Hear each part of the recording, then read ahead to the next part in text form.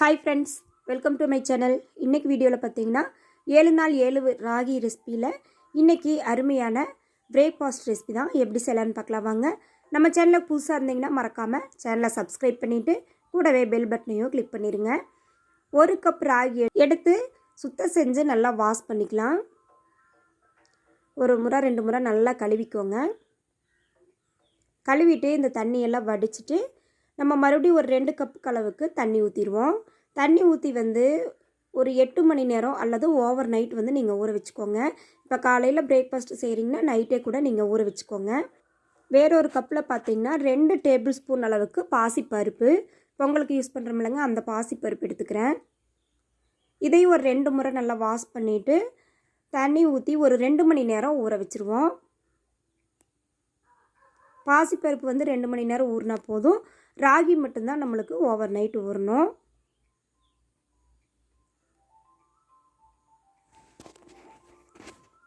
ஒரு கப் அளவுக்கு தண்ணி சேர்த்தா போதுங்க. அதை அப்படியே மூடி போட்டு மூடி வச்சிடலாம். பாருங்கள், ராகி நல்லாவே ஊறி வந்திருக்கு. பாசிப்பருப்பும் நல்லா ஊறிடுச்சு. உன்னி நம்ம இதை குக்கருக்கு மாற்றிடலாம்.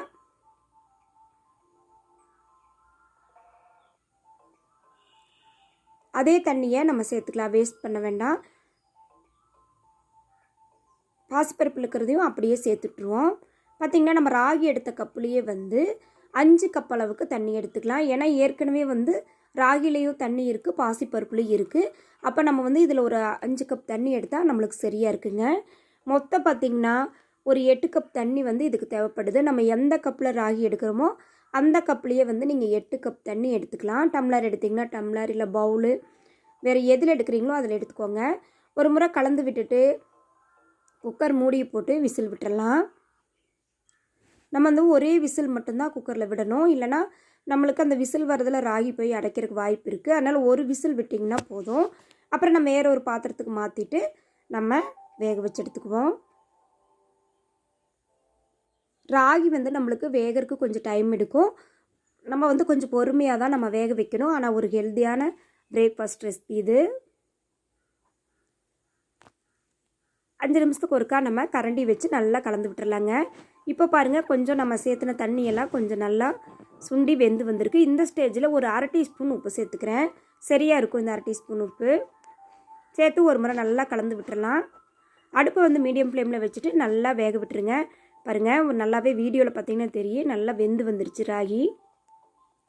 பாசிப்பருப்புமே நல்லா வெந்து நல்லா குழஞ்சி நம்ம ஊற்றின தண்ணியெல்லாம் நல்லா இஞ்சி வெந்து வந்திருக்கு பாருங்கள்.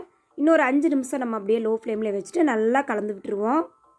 பாருங்கள், சூப்பராக ராகியும் பாசிப்பருப்பும் நல்லா வெந்து வந்திருக்கு. இது நம்மளுக்கு கரெக்டான ஸ்டேஜ். இந்த ஸ்டேஜில் நம்ம அடுப்பை ஆஃப் பண்ணிடலாங்க.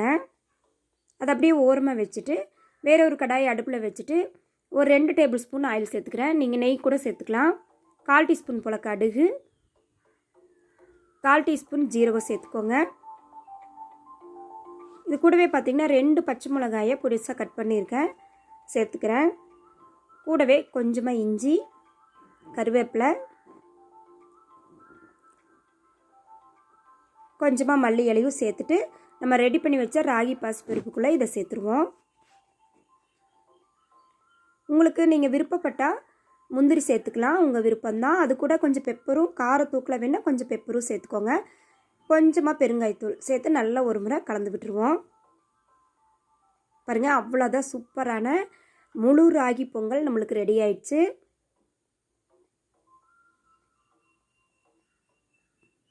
இந்த வீடியோ பிடிச்சிருந்தா சேனலை மறக்காமல் சப்ஸ்கிரைப் பண்ணிடுங்க. லைக் பண்ணுங்கள், ஷேர் பண்ணுங்கள், கமெண்ட் பண்ணுங்கள்.